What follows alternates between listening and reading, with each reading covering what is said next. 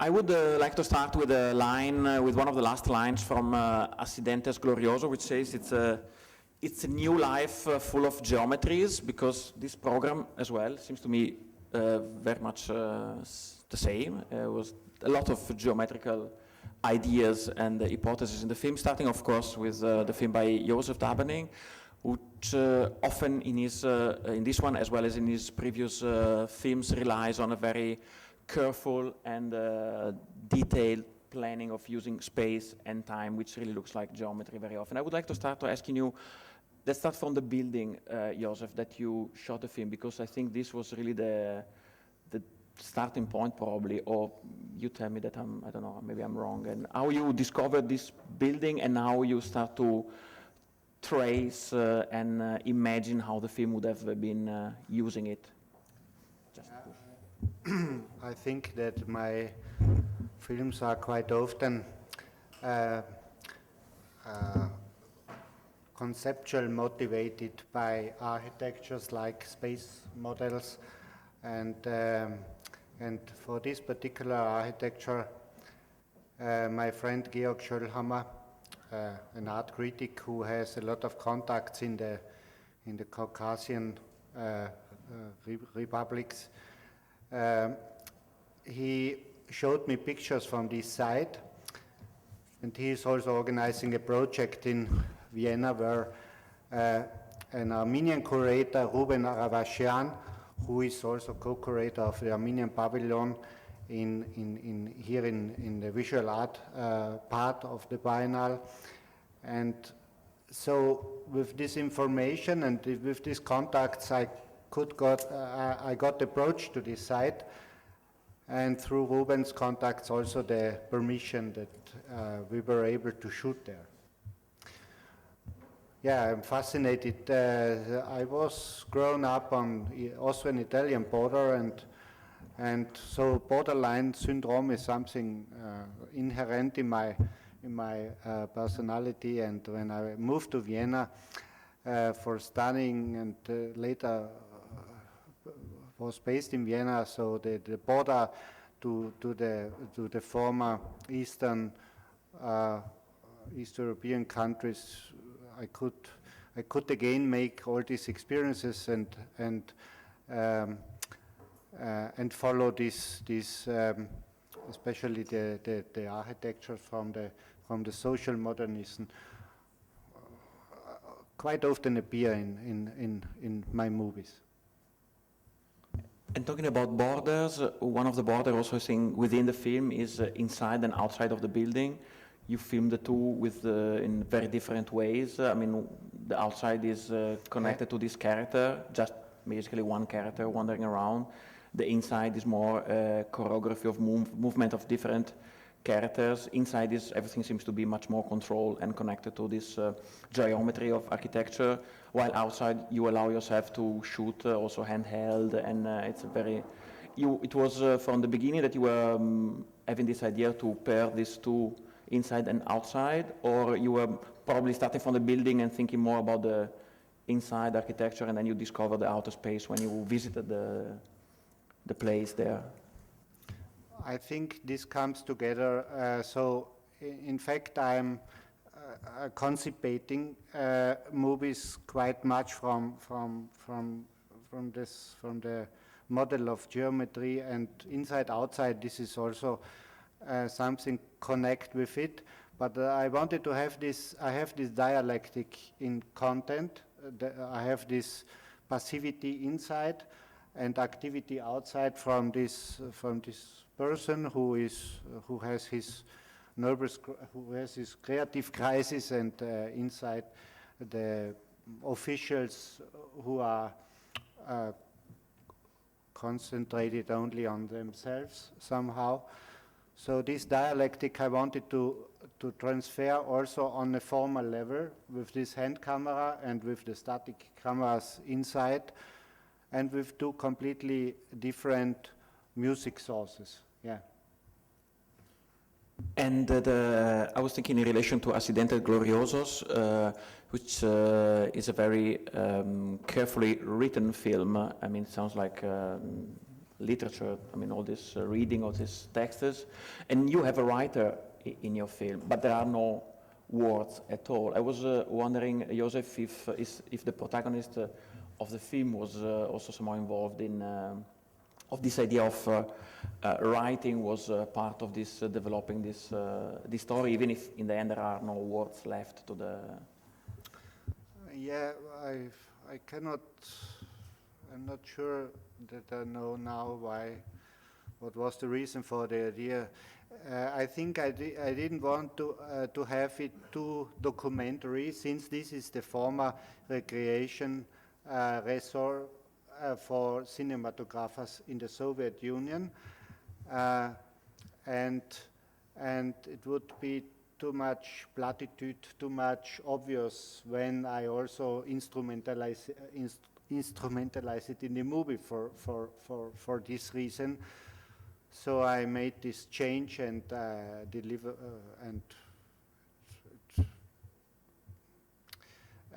in fact, he's the actor Alphonse. He has his manuscripts in hand, and the manuscript appears in several of my movies, paper, but it is always the script for the movie.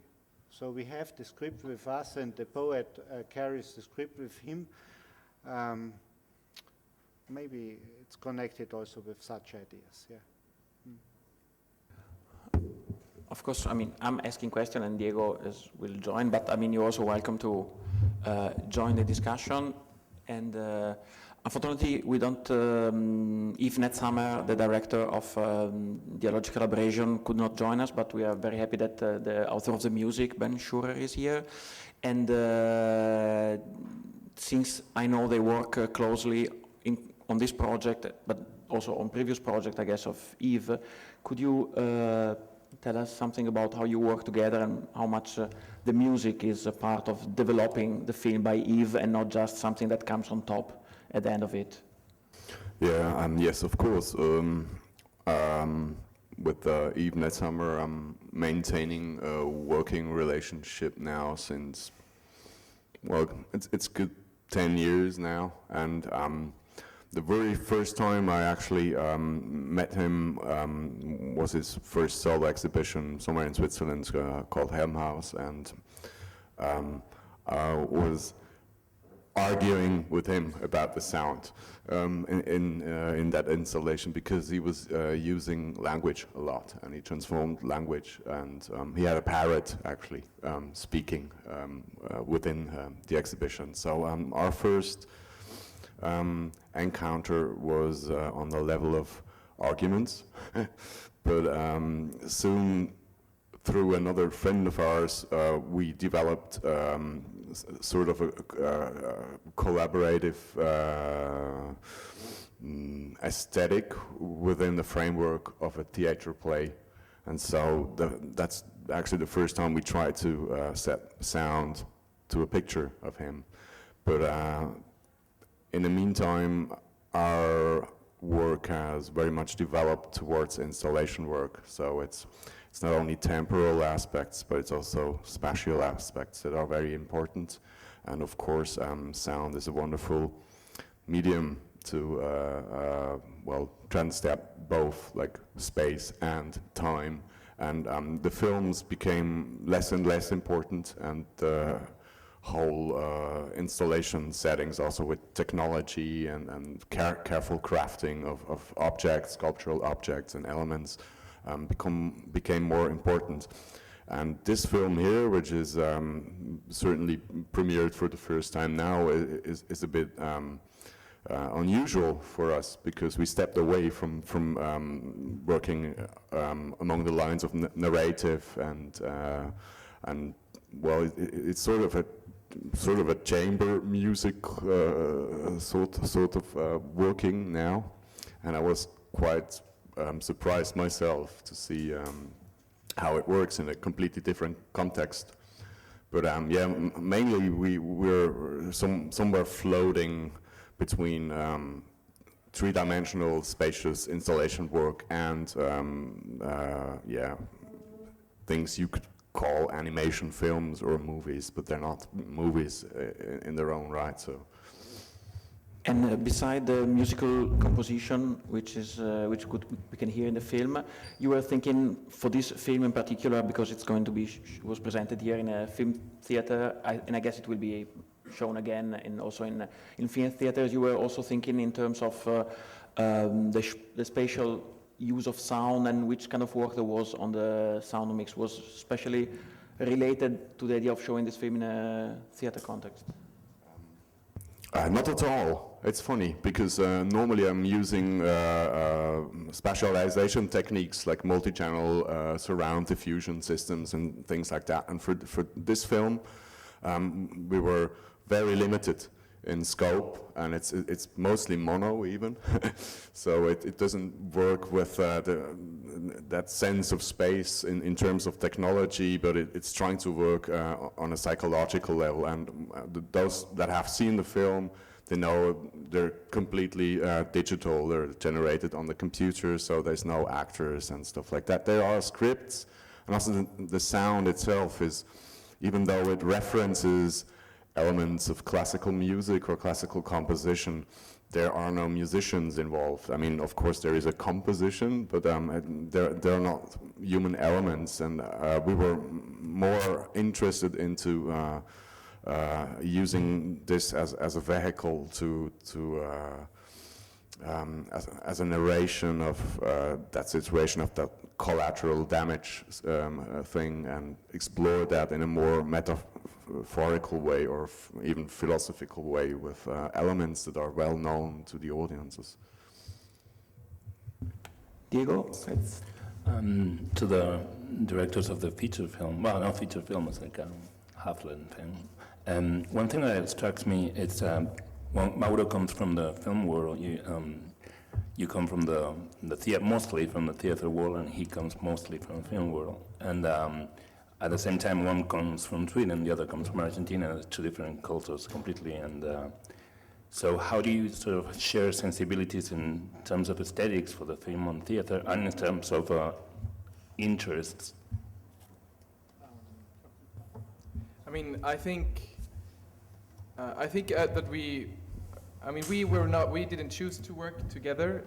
We were brought together by this project initiated by Tina in Denmark.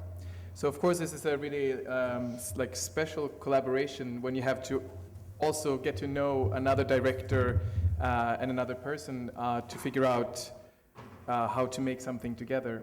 And I think that when we met for the first time a year ago in Copenhagen, we both felt that we had a lot of things in common.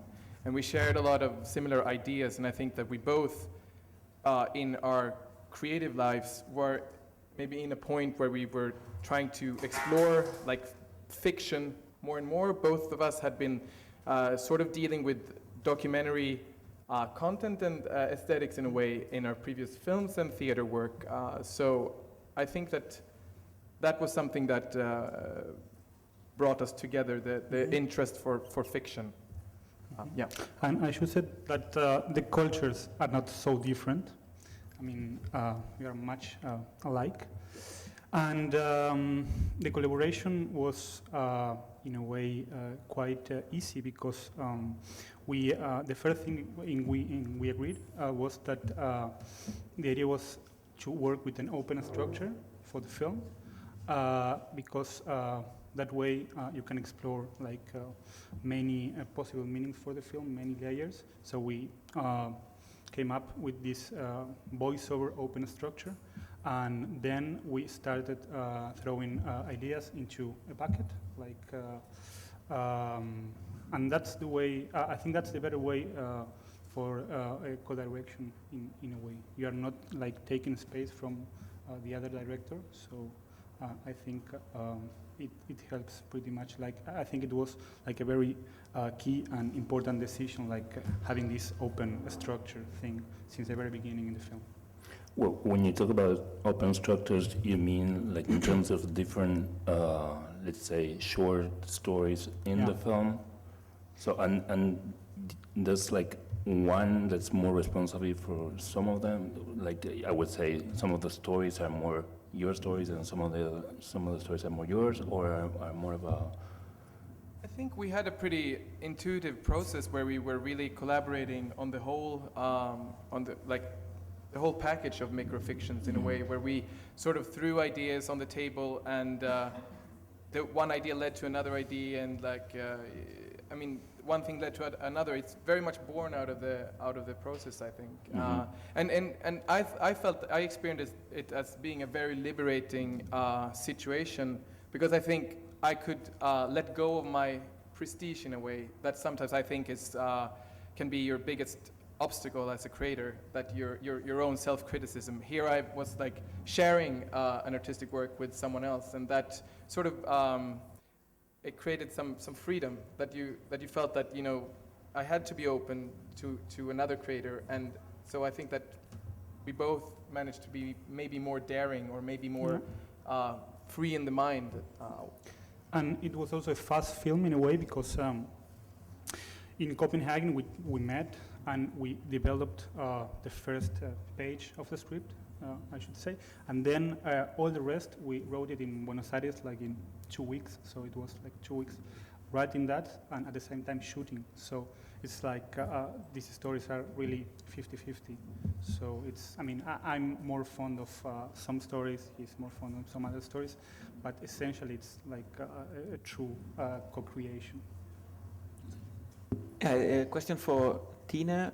I was thinking that both previous films by Mauro and El Futuro and by Marcus, The Regretters, I was thinking they're a lot about love and memories, and talking about your memories, and also another coincidence is talking about memories sometimes in front of stills pictures, like there was this element in Mauro's film, and also on The Regretters, looking at pictures is like a starting point for bringing back memories. I was wondering, not that this is the reason for which you put them together to work on this project, but I was wondering how you plan for this CPH Docs project, how you pair talents, and how you imagine how different vision might work together. Maybe I should just say a few words about what the Docs Lab project actually is. So what we do is we invite 10 filmmakers from Europe and 10 filmmakers from Asia, Middle East, and South America. Then we pair them in teams of 2, and then we invite them to Copenhagen to develop the project, and we give them a small production grant so they can finish the film within half a year, 8 months. And of course the pairing of filmmakers is delicate and essential. But I would say, before saying anything about the specific pairing of Marcus and Mauro, I have to say that the reason why we actually did it came out of a certain kind of boredom. We come from Denmark, and in Denmark there's a very good support system in terms of producing films. There's a very good film school, but there's also a certain kind of, and this is not a critique, but just to say that everybody comes out of the same tradition.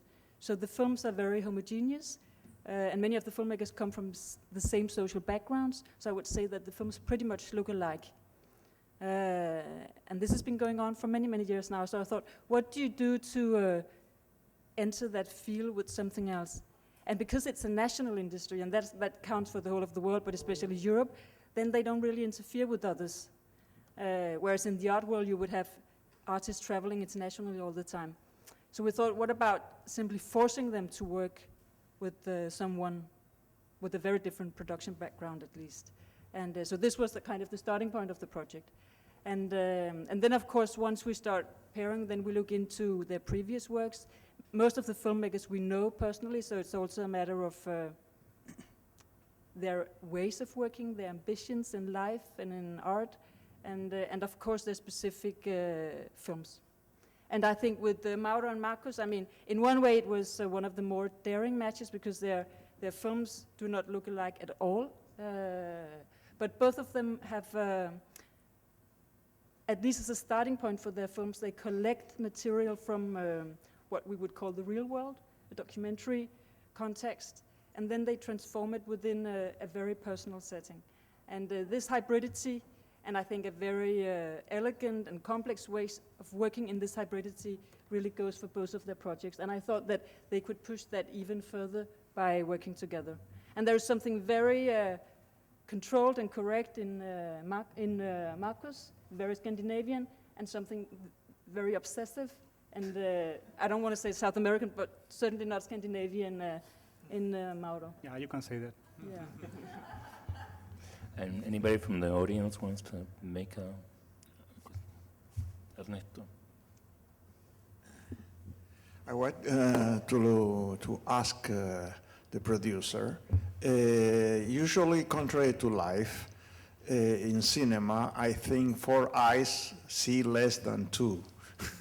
How you manage to make 2 people different, with different languages, with different thoughts, to come together, and how they choose each other, if they just make it a lottery, or they choose by talking with each other?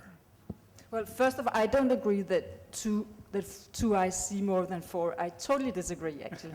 And so this is a starting point where we don't agree. And then I have to say that it's an invitation that one can refuse. So we invited many filmmakers that said this would never work for me. So it's all. I mean, it's also a matter of how do you approach the project. And then I have to say, for me, it's also a stance towards believing in a truly based auteur cinema, where it's a romantic individual creating something from inside out. It's not that I don't believe in that, because film history shows that it makes sense, but I also have to say that if you look in visual arts, there are many, many, many great artists that works in pairs or in collectives, and I truly believe in a contextual process of creating art, and that context is other filmmakers, other artists, and of course society.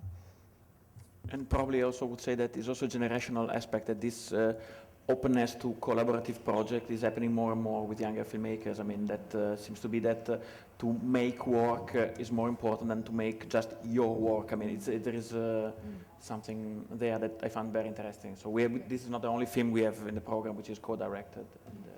There's something also quite strange, because sometimes filmmakers they need to have an ego, and to you know, this is my work, this is what I do, and to be able to share that ego to put it in a project might be complicated. So I wonder if, it's not like I want to tell you how that you should fight or not, but I don't care about that, but it's kind of complicated to let go to other people's ideas, to, you know, I want to do this in the film and maybe I don't, and so how that...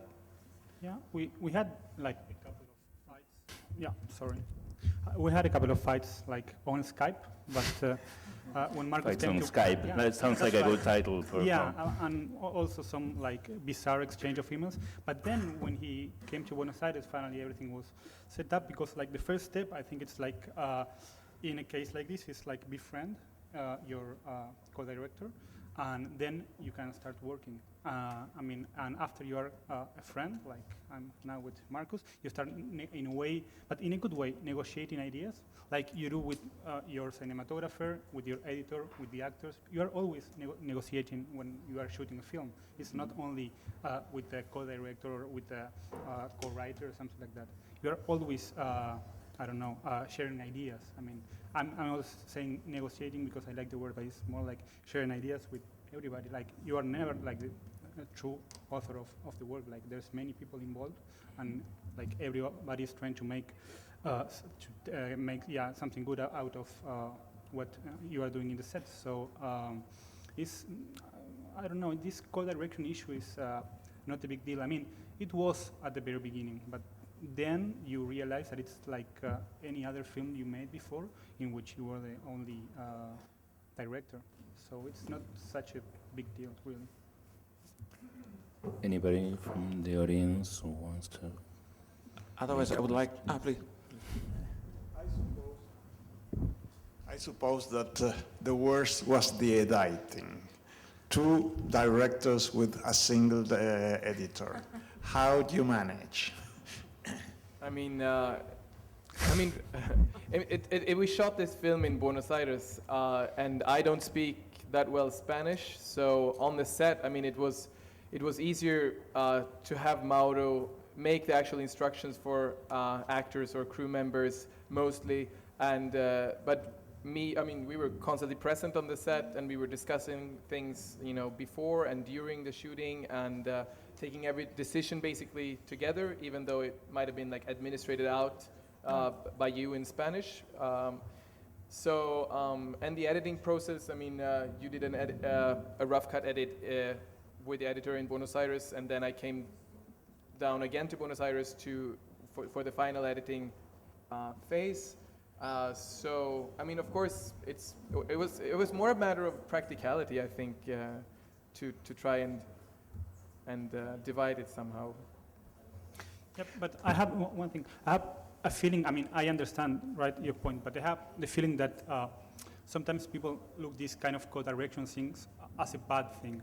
But I think that the idea of putting like two artists together, it's a really good thing. Like during the editing, like I don't know, we did just 1 week with Francisco, which is the editor, and it was also like co-directed with him. And I don't know, like it's kind of the same work. Like it's something good, not something terrible. Like to co-direct it.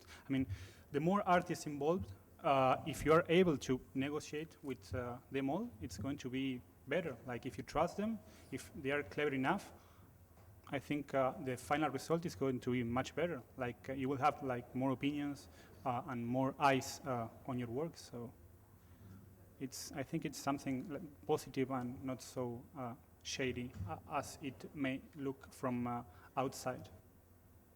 Since we're talking about sharing authorship, I would like to ask Josef, because in his case I think he's also expanding on the other hand authorship beyond the film. Because you work also with the sculpture, with using installation spaces. So I was wondering if this film as well is part of a project, which or a research in your case, because I know there is a lot of either historical research in your works, and in which kind of research this film is part of, let's say.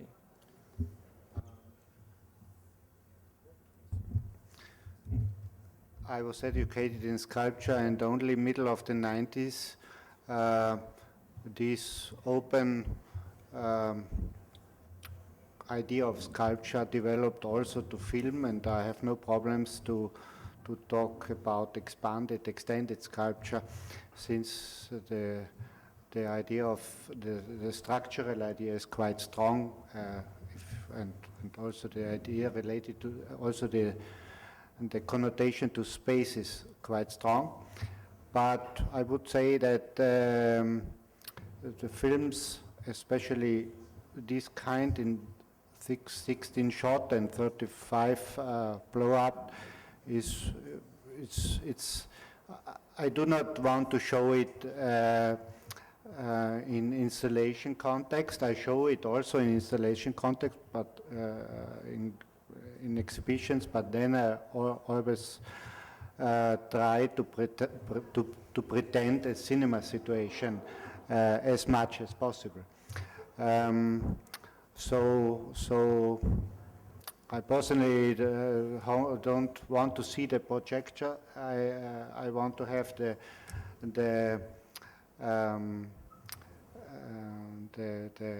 recipient only confronted with the screen, and everything what happens on the screen. And I think in the film, in general, I'm interested in the combination of a narration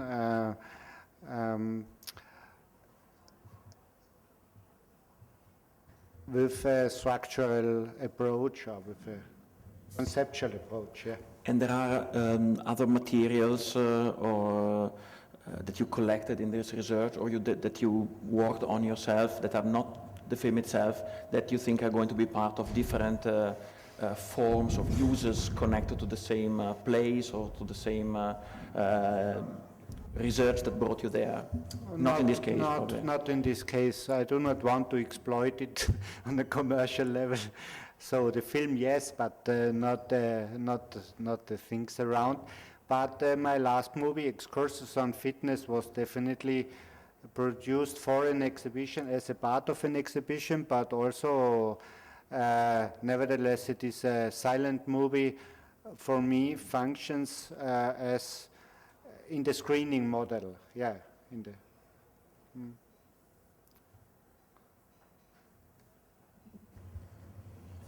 Question from the audience? Anybody? I have two questions for Mauro and Marcos. I don't know if you are huge fans of Luis Buñuel's filmography, given that we have seen some elements of surrealism in the film. And I wanted to know also how did you come up with this kind of oniric film? I mean, how was the idea of coming up with this sort of film? As you can imagine, there are not many logical answers for your questions. Like, first of all, we're just sitting in an apartment for like 2 weeks, like throwing ideas. And yeah, of course, we are big fans of Buñuel. And like one thing led to another one. And maybe you are talking about the eyes in the end or some other things. But it was like, I don't know, some kind of mental connection. We were sitting in this place, like one in front of another, again, as I said, throwing ideas. And then in that process, something happens. Like it really happens. If there's a true connection, and you are flying like at the same level with this kind of ideas, this kind of I don't know, oniric things pop up. So I don't know if oniric is the right word or surrealistic things.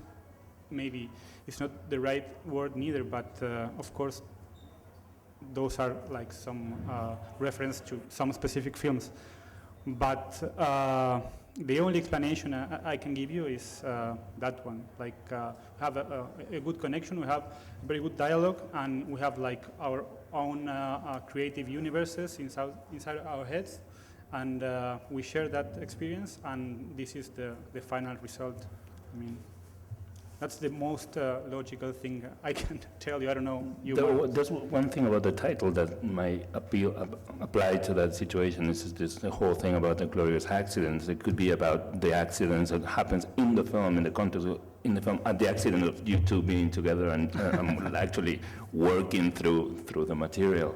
So and this surrealistic thing that everything can be accidental in a way. Yeah. So I don't know if you have any. I mean, I think the title came, it did come actually out of us going to a screening at the CPH Docs of Steven Soderbergh's portrait film of the actor Spalding Gray. And in that film, he talks about his life, and he says that an accident happened to him and hurt him physically, and actually that accident also changed him in a big existential way, and he referred to that as a glorious accident, something that didn't only lead to like darkness and despair, but actually something strange and mysterious came out of it, and that fascinated us. And we started to during these first days in Copenhagen working together, we started to collect tabloid news clips and talking about things we had read in the news that could have been examples of glorious accidents, and that was sort of the starting point, and from that we sort of just put in more and more ideas in a way. Yeah. It's interesting this thing that we mentioned titles, because I think we have a few programs in this festival, but probably in whatever festival, with 3 films with such great titles. I mean, I love all of them, and I'm afraid I would have loved the films whatever they would look like, because I mean the titles were just so great: Hypercrisis, Dialogical Abrasion, and Accidentes Gloriosos. Would you, Bert, tell us something about this idea, this title, where it comes from in Yves' vision, at least? Titles, well, I was just thinking about the other discussion before your question, whether this is not some sort of high time of deconstructing the artist's artist, Because I was thinking, well, okay, this is some sort of pop cultural phenomenon that, the director is actually the one who makes the film, and a film has been a highly codependent and collective affair since the very beginnings. And so I was thinking about our collaboration actually, and which is a typical artist's work, but actually using codes that are very, very general.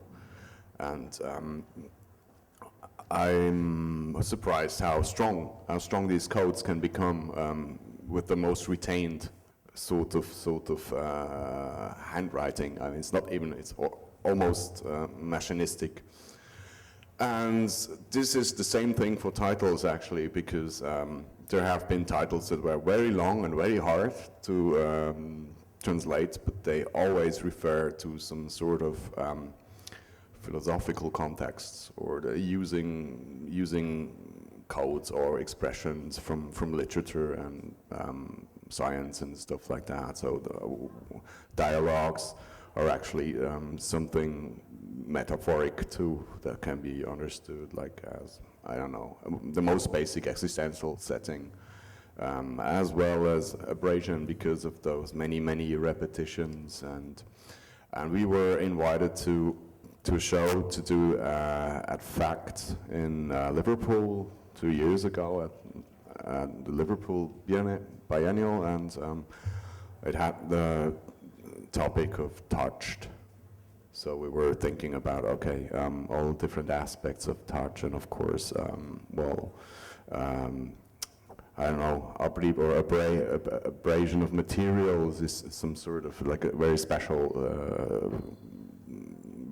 kind of physical contact where materials transform into something else, into another state, like energy or whatever, or warmth or things like that, which was funny with the other film, because you have this transformation, the energy that transforms things.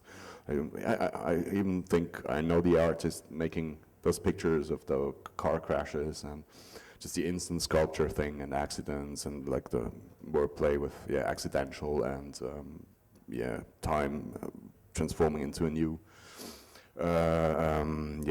a new work of art. And it's been a bit open with our title, but it's going towards a similar direction, I think. And Josef, before seeing the film, probably one could read your title and think that there is something there related to economy or what's going on nowadays, this idea of crisis, and not just crisis, but an hypercrisis, which of course is not at all what the film seems to be about, but still you were considering this possible effect of the title on the film, or how the two, they might speak to each other. The title came in mind, and I had in my film list, I have English titles, title with a Latin connotation, so more or less no German titles. Hypercrisis has again this Latin or Greek connotation. I liked it, and it is significant, but it keeps it completely open somehow. I'm studying also stock exchange development, but the problem is the problems related to the movie, they are more subjective. Yeah. We have one there in the back, just diamo una prima così c'è una persona che non ha ancora chiesto.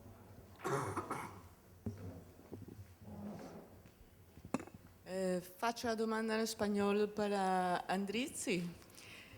Quería saber por qué escogió la voz off y si cuál es la relación entre su película y la literatura. You want it in English or in Spanish? In English. No, in English, please. Otherwise, the translators, they will. Yeah, but because she's recording or something, I don't know. Okay. The voice, because actually she's a very well-known actress in Argentina, one of the best ones working in theater, And we made some kind of voice casting with Marcus. And finally, we chose her because her deep voice was in a way what we were looking. We didn't want to use the voice of male because we thought it was too cliche in a way.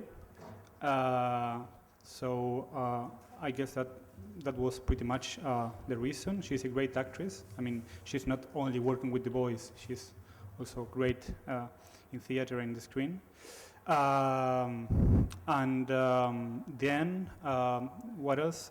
You asked me the relation between literature and the film. I guess that it's that, I don't know, we are both good readers, and I don't know, at least we want to be good writers also. Marcus maybe already is, I don't know. But in my case, I always like to read and to write. And I guess that's because this film and also my previous one are pretty much connected to literature and to storytelling also. I think it's like, in my case, a personal passion. I don't know in the case of Marcus, but I think it's pretty much the same thing. I mean, I think we share that interest of storytelling, and Sergio, what you said earlier about the connection between our previous works with retelling of memories. I think that's something that we're both, that was like a kind of storytelling, kind of narration that we both are very intrigued by, because it kind of doesn't always it's not always necessary to create images with that. It's actually have the possibility for the audience to create the film in their minds when they hear the story being retold or the memories being retold. So I thought that was like something that we shared and had in common, and also had we both think it's fun to write in that way. Yeah, you have that scene with the pool table, and at the same time you are, I don't know, traveling to the South Pole. So this kind of literature structure in a way gives you a lot of freedom, and also helps for the I don't know, for the imagination of the audience to I don't know, to create beautiful images in their heads. So I think that's also one of the reasons. Okay. Maybe we can keep the question for later, because now we are supposed to leave the room. So thanks. I mean, all our guests will stay, I hope, with us a few more days. Yeah. So if any of you is interested in having an interview or a more detailed talk to them, I'm sure they will be happy about it. And thank you for your being here, but thanks most of all to our guests for their films and for... Thank you. Thank you.